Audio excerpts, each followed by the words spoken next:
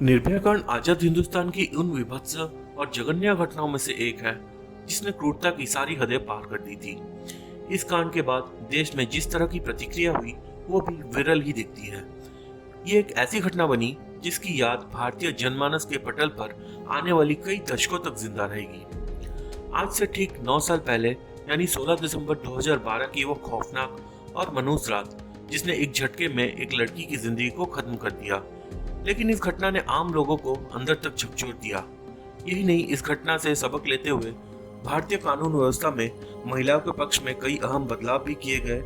इस कांड को निर्भया कांड भी कहा गया है। साल 2012 की सर्द और अंधेरी रातों में से एक 16 दिसंबर की रात 23 साल की निर्भया अपने एक दोस्त के साथ दिल्ली के Saket select city walk cinema hall में फिल्म देखने आ गई थी।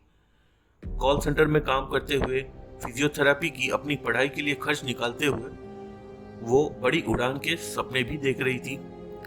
फिल्म देखने के बाद निर्भया अपने दोस्त के साथ घर जाने के लिए ऑटो का इंतजार कर रही थी, लेकिन काफी देर तक द्वारका जाने के लिए कोई साधन ही नहीं मिला। तो वे ऑटो में बैठकर मुनीरका बस स्टैंड तक आ गए, लेकिन यहाँ से भी उन्हें द्वारका जाने के लिए कोई साधन नहीं मिल रहा था। रात बढ़ती जा रही थी। इसी बीच एक बस पास से गुजर रही थी और इसे देखते हुए निर्भया तथा उसके दोस्त ने बस से ही आगे का सफर पूरा करने की योजना बनाई, क्योंकि वो बस भी द्वारका ही जा रही थी जहां उनको भी जाना था। इसी बस में 6 और लोग भी बैठे हुए थे। बस द्वारका के लिए निकल गई थी और अभी रात के 10 भी नहीं बजे थे और सड़कों पर लोग भी दिख रहे थे। इसी बीच बस में सवार एक नाबालिग लड़के और उसके साथियों ने इन दोनों लोगों के साथ बदतमीजी करना शुरू कर दी। शुरुआती बदतमीजी ने अचानक बड़ा और खतरनाक रूप अख्तियार कर लिया और यह आजाद भारत के लिए एक कलंकित साबित हो गया। स्लम एरिया में रहने वाले अपराधी प्रवृत्ति के राम सिंह और उनके अन्य साथी ने निर्भया के दोस्त के साथ बुरी तरह से मारपीट की। तो वहीं दूसरी ओर निर्भया को बस के पीछे ले जाकर उनके साथी हाथापाई भी की। यही नहीं, इन अपराधियों ने बारी बारी से उनके साथ रेप भी किया। निर्भया के विरोध करने पर लोहे की रॉड पीड़िता के शरीर में डालकर जानलेवा हमले तक किए गए। दोनों लोग घायल अवस्था में बुरी तरह वहीं पड़े रहे। घड़ी की सुइयों के रात के 10 के ऊपर चले जाने और बेटी निर्भया के घर नहीं आने पर माता पिता को चिंता हुई, तो वो बार बार फोन करने लगे, लेकिन फोन स्विच ऑफ बता रहा था। इसी बीच 11:15 बजे उनके पास फोन आया और फिर माता पिता बेटी को देखने सफदरगंज अस्पताल पहुंचे, जहां निर्भया की हालत बेहद खराब थी। बर्बरता की हदें पार करने वालों ने यह भी नहीं सोचा होगा कि वो जो करने जा रहे हैं कितना विभत्स होगा। और इलाज के दौरान जब निर्भया की मेडिकल जांच की गई तो पता चला कि रेपिस्ट ने हमलों के दौरान लोहे की रॉड से पीड़िता के प्राइवेट पार्ट के साथ उनकी आंख भी बाहर निकाल दी थी। कई दिनों तक वो दिल्ली के अस्पताल में जिंदगी और मौत के बीच संघर्ष करती रही।